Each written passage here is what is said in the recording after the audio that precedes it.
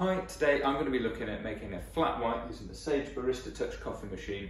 It's one of my favourite drinks, and I'm sure a lot of you have had a lot of different experiences with it in cafes because there's a lot of different interpretations about what it is. Now, a flat white is traditionally about 2 parts milk to 1 part coffee, so it's quite a strong coffee flavoured drink, and the texture of it, as the name suggests, is flat, so it's a creamy texture to the milk. So you're not looking like a cappuccino where it's all frothy and bubbly, and equally it's not just milk as it comes out of the cow, where it's just a runny liquid. It has got that velvety texture which gives it that lovely mouthfeel, and that's what we're going to look to reproduce. Now, with the automatic function on the machine, it does a reasonable job, but it won't quite get the microfoam bubbles incorporated in the milk quite such that it'll give you that nice texture.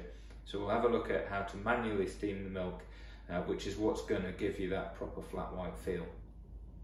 Now, as I say, you can anywhere between 2 parts milk to 1 part coffee, up to 3 parts milk to 1 part coffee is kind of a good measure for a flat white. We're going to use a slightly larger one today, and that's because with this machine, the jug, it doesn't have any measurements with it, it's just got min and max. So we're going to go up to the minimum line, and that's going to be perfect for a 1 part coffee to 3 parts milk technique. Now, as you vary it, or if you've got different sized cups, you can bring that down a little bit, and we'll have a look at just how that affects the steaming at the end of the video. But for now, we're going to use a double shot of coffee. So we're going to use 19 grams of coffee, and that's going to give us 38 grams of espresso in the cup. If you're having issues dialing in your espresso, there's a link in the description to Top Tips video for how to dial that in, because we're going to assume that you've got the espresso side of things dialed in, because there isn't really much to do with that to turn it into a flat white. It's more about how we add the milk and the quantity of milk that we add.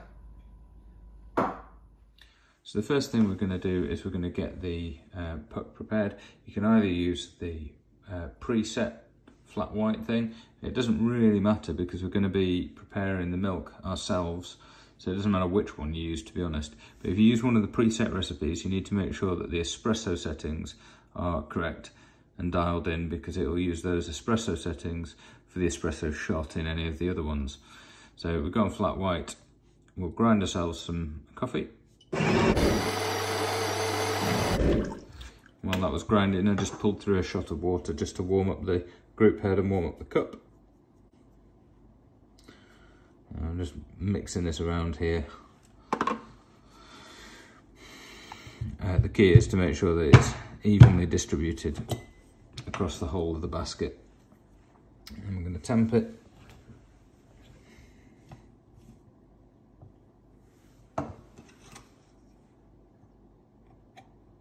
This is just to stop as much mess getting on the shower screen. You don't need this, it's just a filter.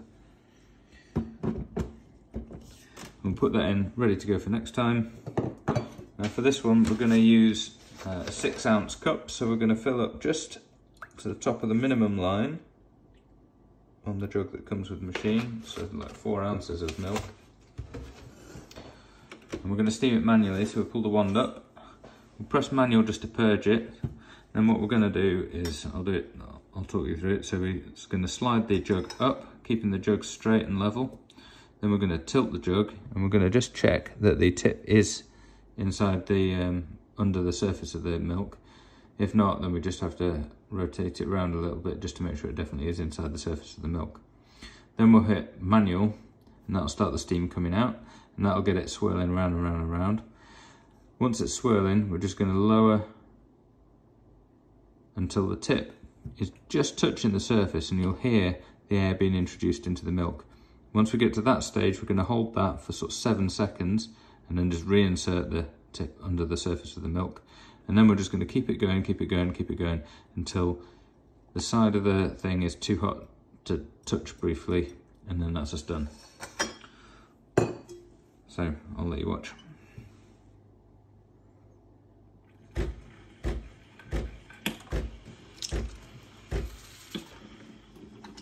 So up, tilt, under the surface, press go.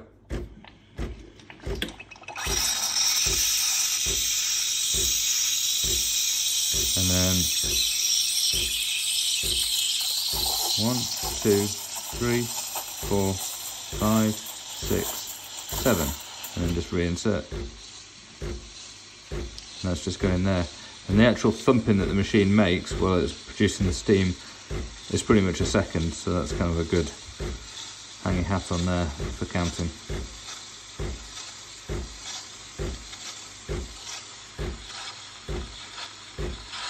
Now if the sink was closer, I'd get rid of that water that I put in the cup just now, but I'll have to wait 2 seconds till we finish the milk.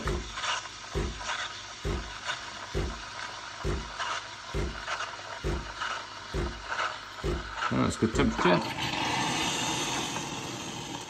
Like that.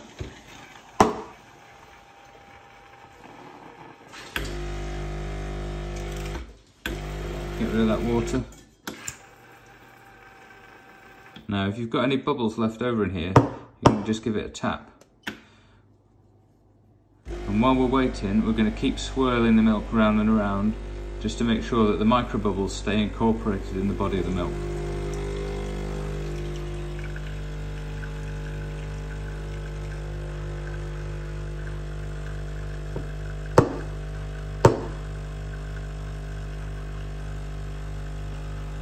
And you can see the texture of the milk's just nice. It's not all bubbly, it's just a nice velvety texture. And for the pour, we're going to pour until it's about halfway up the cup, and we're just going to do it from 2 inches above so that the milk goes right down to the bottom and doesn't leave any marks on the top. Once we're halfway up, we'll tilt the jug, tilt the cup, pour into the centre, and then you can make just a pattern on the top, whichever you like, a little swan or whatever you like. And that is a nice flat white.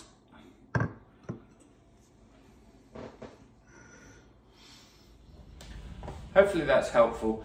Usually, as I said in the video, with a flat white, you'd have a slightly smaller drink with more coffee to milk. So 2 parts milk to 1 part coffee, whereas ours was slightly a bigger cup, so we had maybe more like 3 parts milk to 1 part coffee.